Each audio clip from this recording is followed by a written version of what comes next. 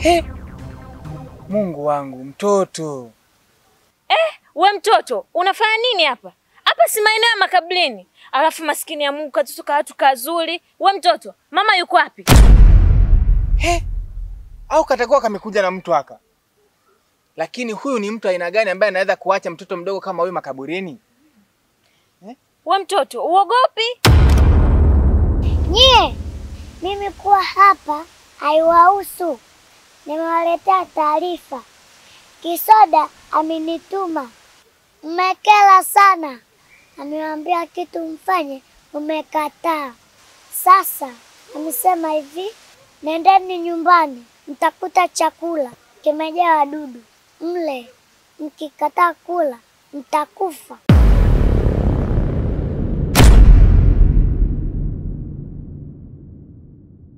Lazima mle hicho chakula.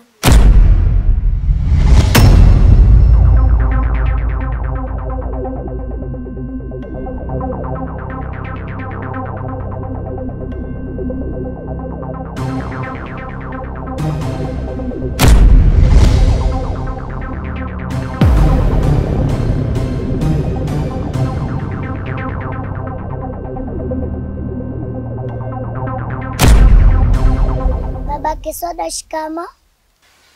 Marahaba, ujambo? Sijambo. Baba Kisoda nimetuma na Kisoda. Amesema hivi, huku unakoenda utakutana na mke wako. Yuko na mume wake, watakutukana sana. Usiwajibu matusi, uwajibu kwa busara.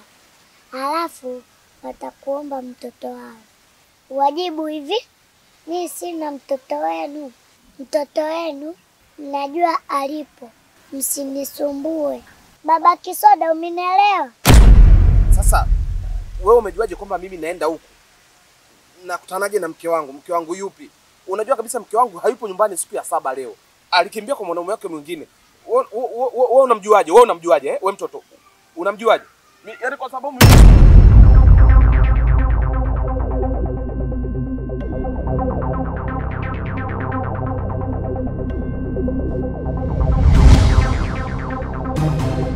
mtoto wa nyoka ni nyoka. Nilijua utaweza kazi, lakini umeweza. Nimefurahi ulivyowaonya. Inabidi tuwakomeshe, waache tabia yao mbaya. Tukiacha hii tabia iendelee, watoto wa mtaani wataongezeka. Na kama wataendelea kumsumbua babangu, tutawageuza mijusi. Umesikia mdogo wangu? Usijali dada. Kwa sasa una hasira sana. Utakuwa unanituma mimi kufanya hiyo kazi. Na imani nitaweza. Sawa, haina shida. Nitakuwa na kutuma wewe. Sawa dada.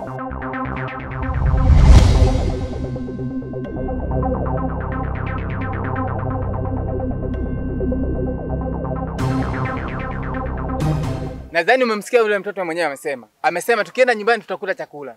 Na hicho chakula kitakuwa na wadudu wengi sana. Kwa hiyo lazima tukile. Mimi siko tayari kwenda nyumbani kula chakula chenye wadudu. We, usinitanie. Wewe unafikiri mimi napenda kula hao wadudu? Yaani hapa nyumbani tunaenda. Kwa sababu huyo mtoto wote tunamtaka. Kwa hiyo tufuate maelekezo. Kama hauko tayari kula chakula chenye wadudu, inabidi tusiende nyumbani. Yaani bora hata tuende sehemu yoyote ile tukapumzike, lakini sio kwenda nyumbani. Sikiliza Fasheni. Nyumbani lazima twende. Tukipuuzia unajua wale majini sijui ndo mazombi, tutafanywa vibaya sisi. Utaona kula wadudu hao haifai, ila tutavofanywa vikubwa zaidi hao wadudu. Hivyo basi, hakuna kukata tamaa wala nini. Hapa ni kusonga mbele tu. Najua hatuwezi kukata tamaa, lakini kuna vitu vingine vinatisha mke wangu. Hivi Remi unafika pale unakula chakula cha hovyo. Ukala na ukisema usile, yule mtoto anaweza kaja hadi huko nyumbani tena. Kakaja pale, nimeshafika nyumbani, sasa mle iko chakula. Umeona matatizo? Wewe, yani hata mtu aje hapa. Tumesimama mimi na wewe, tunabishana issue ya kwenda kula wadudu. Wewe uone aibu? Hii ndio shida ya kuoa wanawake wa mjini hao. Yaani mnakuwa wabishi kuelewa kila kitu mnajua. Ukiambiwa na mwanaume wako unakuwa mbishi. Mwanamke unatakiwa kusikiliza kitu unachoambiwa na mume wako. Mimi nishapitisha hakuna kwenda nyumbani, tutafute sehemu nyingine tutulize vichwa. Sasa wewe nakwambia tena unang'ang'ania twende nyumbani. Nitakwambia tuondoke nyumbani mie. Sijakataa. Hiyo sehemu tutaenda kutuliza vichwa na akatokea yule mtoto. Maana hana sehemu yule. Chooni twende. Kwenye minazi, kwenye makaburi, sehemu yoyote yeye anakuja. Tunafanyaje sasa? Hapo sasa. Na kitu kingine aujiulizi, yule mtoto alikuwa mmoja peke yake. Na kile kidogo tulichokutana nacho tena kimetoka wapi? Afu na chenye sio kichawi ndo kijini nacho. Hivi vitu vya kujiuliza mara mbili. Kwa hiyo tusipuuzie fasheni. Remi, au hivi vitoto vya majini hivi. Itakuwa tujini tudogodogo tu. Okay, ushauri wako wa mwisho ni upi? Hapa hakuna cha ushauri wa mwisho. Sikiliza Remi nikwambie. Twende mpaka kwa brother Makuti. Kule yule brother anaopanga. Kama haka katoto katatutokea tena na huko. Hapo brother atakamata panga na atakafyekelea mbali. Akatusumbui tena. Unanichekesha sana wewe mwanaume. Imani yako ndo hiyo. Panga ndo dawa. Aya, twende. Twende.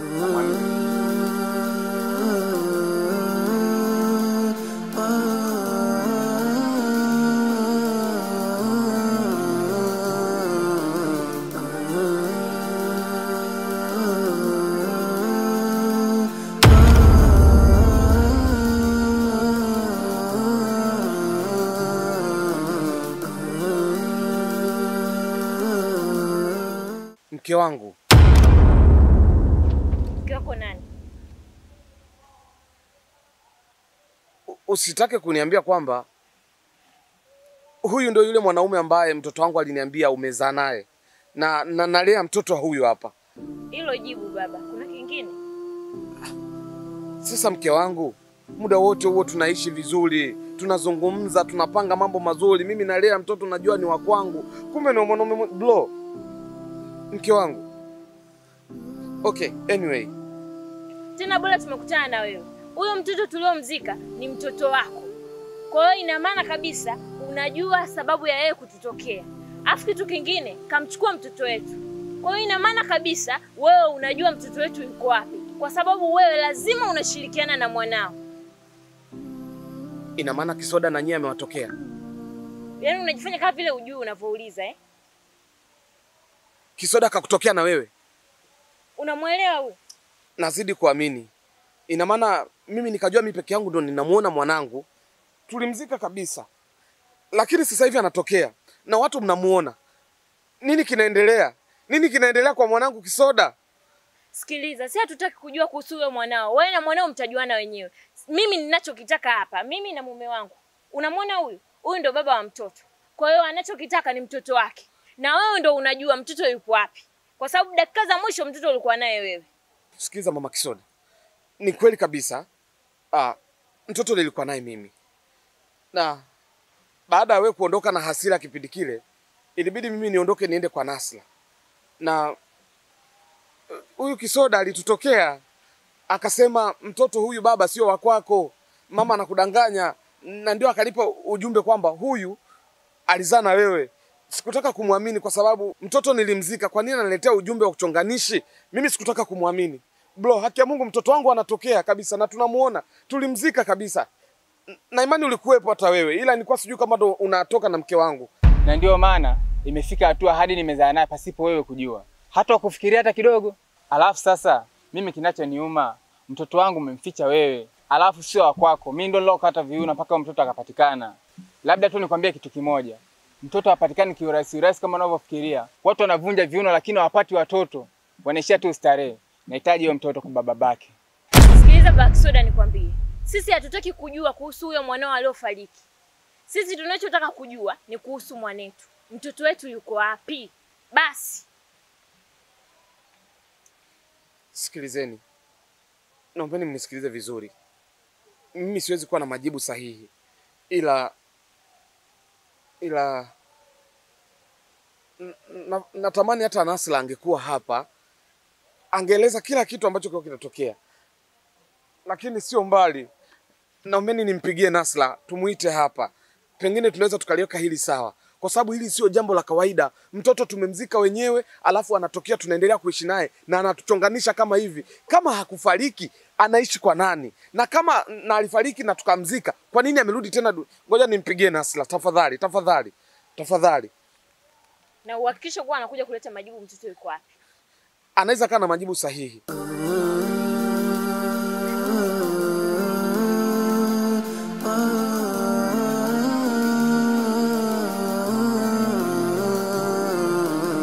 Hello Nasla.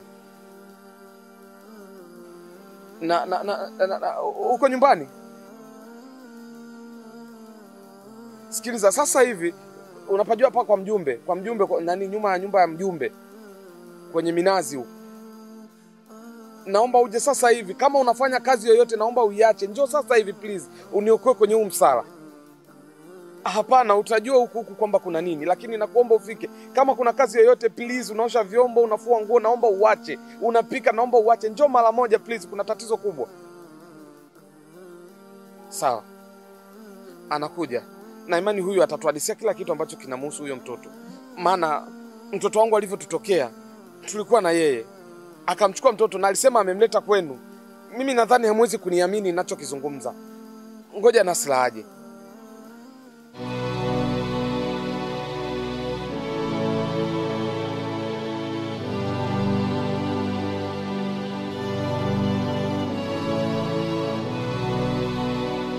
Baba Kisoda. Remi. Kuna nini? Mbona mmenishtua, mmeniita haraka haraka Bora umefika Nasra. Kama unavyoona shoga yako na huyu jamaa. Hapa tuna ugomvi. Nimewaelezea kuhusu mwanangu aliyefariki na kisha tunamuona tena kwenye maisha yetu. Badala ya kulipanga hilo tulimalize, mke wangu na huyu bwana wake wananidai yule mtoto.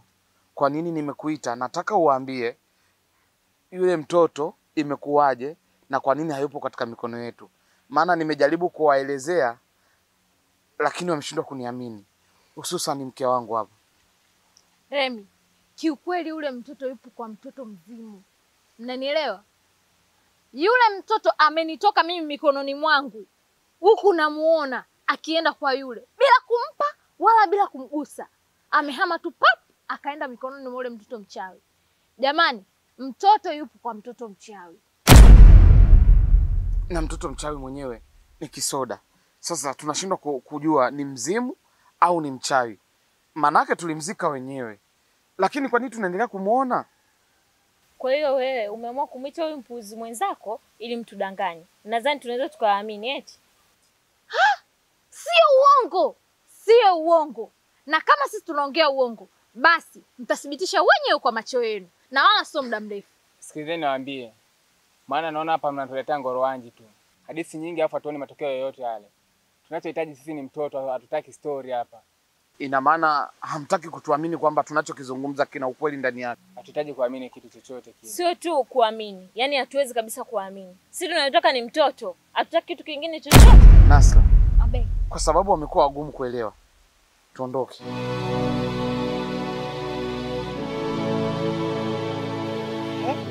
Remi. Tunaacha naondoka. Sasa unataka tufanyaje? Sikia, wewe waache waende. Maana isije tukawafuata huko, kikatokea kile kitoto kichawi, kikaanza kutupiga fimbo mpaka tukachanganyikiwa. Wewe waache tu waende wanakoenda. Lakini mtoto wetu Remi. Najua, sasa tunafanyaje unafikiri? Hapa yenyewe nilikuwa najikaza tu kuwajibu vibaya. Maana mawazo yangu yote yalikuwa kwa yule mtoto. Mimi bado sikubali. Twende tuwafuate mpaka watupe mtoto wetu. Wewe kaza, twende tuwafuate. Twende, atatukuta situko wote. Twende liwalo na liwe.